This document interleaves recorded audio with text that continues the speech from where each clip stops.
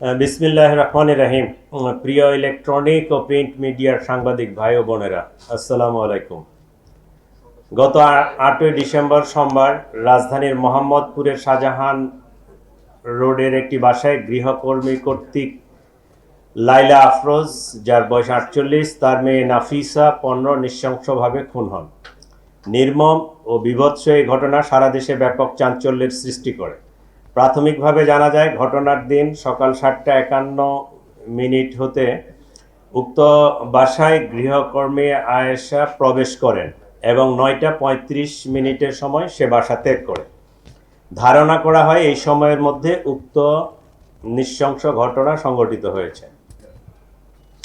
এই ঘটনায় নিহত লাইলা আফরোজের স্বামী বাদী হয়ে মোহাম্মদপুর থানায় একটি হত্যা মামলা দায়ের করে। ঘটনার পরপরই মোহাম্মদপুর থানা পুলিশ ও ডিএমপির ঊর্ধ্বতন কর্মকর্তাগণ ঘটনাস্থল পরিদর্শন সহ ঘটনার প্রকৃত রহস্য উদ্ঘাটন, ঘটনার সাথে জড়িত প্রধান সন্দেহভাজন গৃহকর্মী আয়েশার বিস্তারিত তথ্য সংগ্রহ করার কাজ শুরু করেন। তদন্তে জানা যায়, সন্দেহভাজন গৃহকর্মী আয়েশা ঘটনার 3 দিন পূর্বে উক্ত বাসায় গৃহকর্মীর কাজ নেয়। কাজে যোগ দেওয়ার পূর্বে তার নাম, ঠিকানা, যোগাযোগের কোনো ফোন নাম্বার উক্ত বাসায় কারো কাছে ছিল না।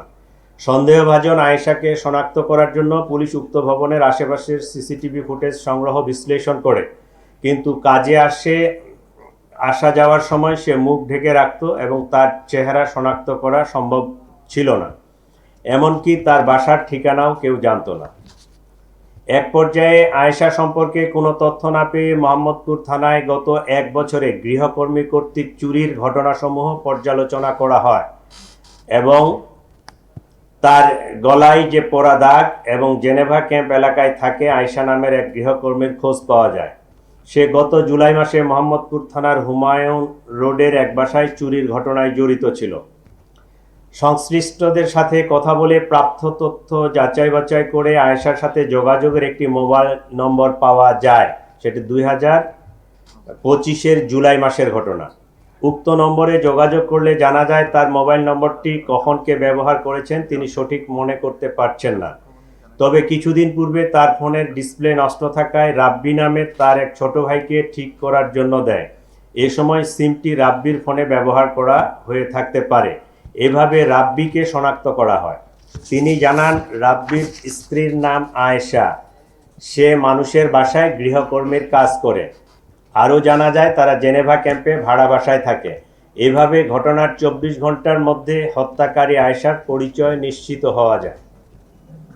আয়েশাকে গ্রেফতার করার জন্য পুলিশ প্রথমে হেমায়েতপুর তার মায়ের বাসায় অভিযান পরিচালনা করে, কিন্তু তার মা জানান তারা রাত্রে বাসায় ছিল কিন্তু সকালবেলা বের হয়ে গেছে। আয়েশার মাকে নিয়ে পুলিশ রাব্বির মায়ের বাসাও যায়, কিন্তু সেখানেও তাদের পাওয়া যায়নি।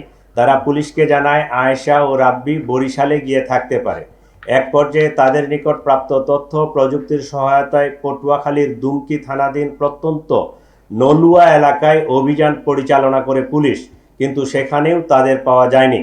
পরবর্তীতে এডিসি মোহাম্মদপুরের নেতৃত্বে থাকা পুলিশের আভিযানিক টিম ঝালকাঠি জেলার নলছিটি থানার চরকারা গ্রামে আয়েশার স্বামী রাব্বির দাদার বাড়িতে বুধবার গতকালকে 10 ডিসেম্বর অভিযান পরিচালনা করে এবং বেলা আনুমানিক 12টা 30 সময় আয়েশা ও তার স্বামী রাব্বিকে গ্রেপ্তার করতে সক্ষম হন। এ সময় তাদের কক্ষ তল্লাশি করে গৃহকর্মী আয়েশা কর্তৃক চোরাইকৃত একটি ল্যাপটপ উদ্ধার করা হয়। প্রাথমিক জিজ্ঞাসাবাদে আয়েশা ঘটনার সাথে জড়িত থাকার বিষয়টি স্বীকার করেছে। একইভাবে জানা যায়, গৃহকর্মী নিয়োজিত থেকে চুরি করার অভ্যাস পূর্ব থেকেই তার ছিল। চাঞ্চল্যকর এই জোড়া খুনের কারণ অনুসন্ধানে আয়েশা বলে, কাজে আসার দ্বিতীয় দিনে সে বাসা থেকে 2000 টাকা চুরি করে। এ নিয়ে গৃহকর্ত্রী আয়েশাকে প্রশ্ন করলে তার সাথে গৃহকর্ত্রীর বাক বিতণ্ডা হয়। লাইলা আফরোজ আয়েশাকে পুলিশে দেওয়ার ভয় দেখান। চতুর্থ দিন কাজে আসার সময় আয়েশা বাসা থেকে একটি সুইচ গিয়ার চাকু নিয়ে আসে। ঘটনার দিন টাকা চুরি নিয়ে তাদের মধ্যে আবারও কথা কাটাকাটি হয় এবং ধস্তাধস্তির এক পর্যায়ে আয়েশা গৃহকর্ত্রী লাইলা আফরোজকে সুইচ গিয়ার দিয়ে এলোপাতাড়ি ছুরিকাঘাত করে। এ সময় তাদের মেয়ে নাফিসা তার মাকে বাঁচাতে এগিয়ে এলে তাকেও ছুরিকাঘাত করা হয়। ছুরিকাঘাতের ফলে অতিরিক্ত রক্তক্ষরণে মা ও মেয়ে দুজনেই মারা যান বলে প্রাথমিকভাবে প্রতীয়মান।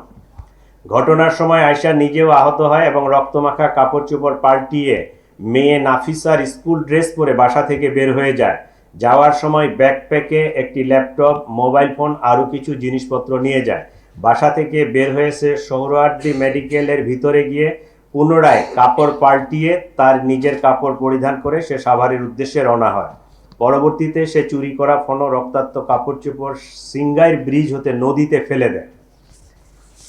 এই ছিল মোটামুটি আয়েশা সম্পর্কে। এটা একদমই ক্লুলেস একটা ঘটনা ছিল। সে মোবাইলও ইউজ করতো না, ছবি টবি কিছুই ছিল না, কিন্তু তার এই যে গলার সাইডে যে পুরা দাগটা, এইটাই আমাদের একটা ক্লু। কারণ এই পুরা দাগ নিয়ে এর আগে এই মহিলা জুলাই 25-এ ধরা পড়ছিল। এইটা আমাদের থানায় একটা মোহাম্মদপুর থানায় জিডি ছিল, সেই জিডির ক্লু ধরে আমরা এই পুরা হত্যাকাণ্ডের রহস্যটা উদ্ঘাটন করতে সক্ষম হয়েছি এবং তাদেরকে গ্রেপ্তার করতে সক্ষম হয়েছে। ধন্যবাদ সকলকে।